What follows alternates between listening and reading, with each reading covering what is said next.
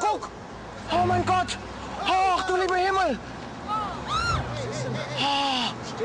Ich muss meine Mutti anrufen. Was ist denn das? Hast du es gesehen? Was für der Töbel? Ich weiß nicht, was das war. Flying cars cannot be far behind. Unfortunately, this turned out not to be true. Let's take a look again at our exciting timeline. Okay, moon landing. Now, it says over here, 1990, the accelerating universe. Well, it turns out that around this time we learned that not only was the universe not static, as Big Al said, but it was also not just expanding, it was expanding faster and faster. And we really didn't understand why. It freaked us out. Flying cars were even further away because we didn't understand the basic force of nature. We came up with things like dark energy and quintessence, quantum gravity, all kinds of stuff. But the bottom line is there are 4 known forces of nature. Perhaps there will be 5. Perhaps. But if we don't understand these, we may never have practical flying cars. So let's take a look at these different forms of energy. This will be a serious exploration into the nature of the universe.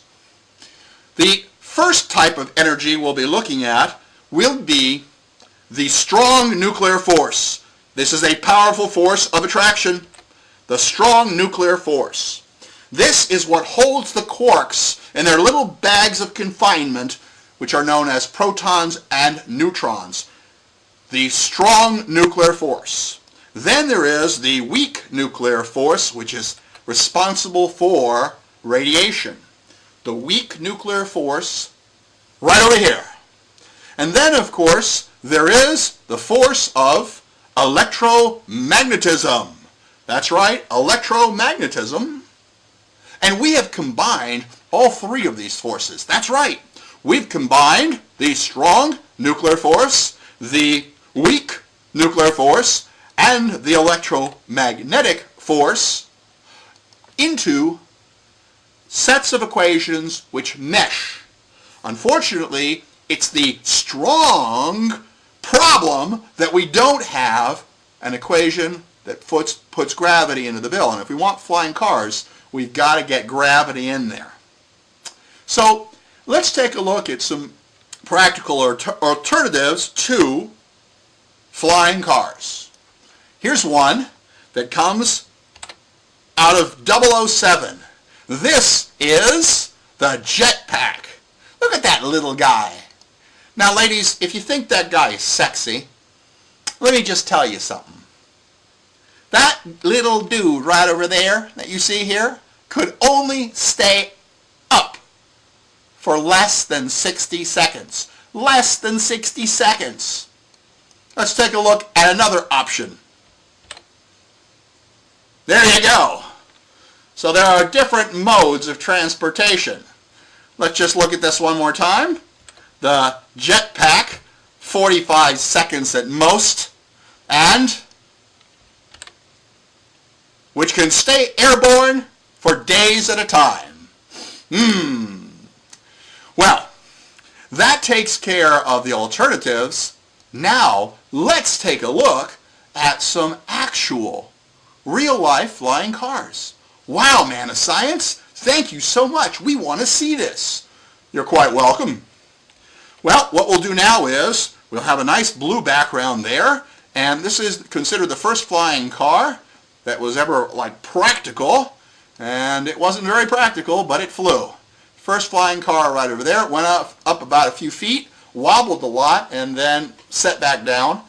A fellow worked on it for about 10 years, and then kind of gave up on it. It had some problems. But that was 1974. There's been some progress since then. So let's take a look at what can happen after several decades. Well, this is a modern car that you're going to see over here, and this thing actually works. This is called the Skycar, and the Skycar, you'll see notes in the description box, actually flies. Cool, isn't it? And it has some problems, however. I'll let you look at it right here as I talk.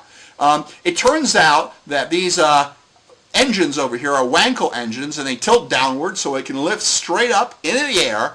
But the problem is it makes as much noise as a Harrier jet, and it can't lift much weight. In fact, it barely lifts itself, and if you want to sit in the car, well, then it's a problem. But they're working on that. So the main thing is it's red, and that's all flying cars should be red, and it really, really looks cool.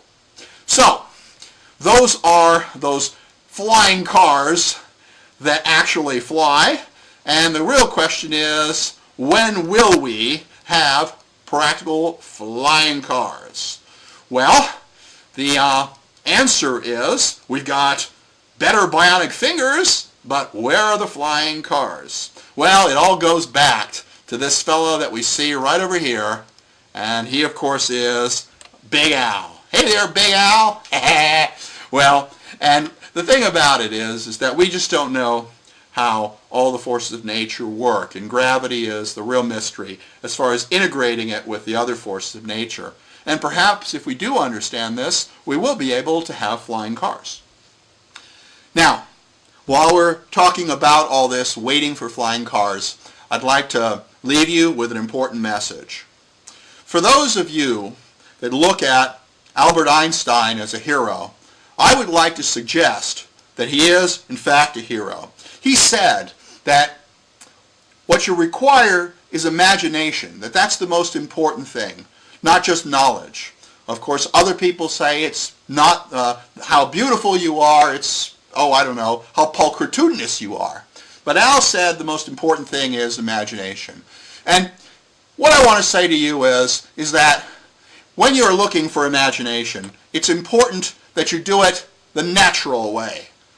Man of Science strongly recommends that you do not engage in artificial ways of stimulating your imagination. Remember this. Just say no. Al, you're going to really mess up my presentation with this. I just don't understand what you're doing here. Come on, Al. You're messing with me. Oh, no. Oh, come on now, Al. I wanted to have thicker lines here, he said. Woo! Let's fix that. Okay. Thank you very much. And I think we should also remove this from your tongue. Very good. Now, Al said, I want to know God's mind. Everything else is just details. Al, here you go. Man of Science, thank you, and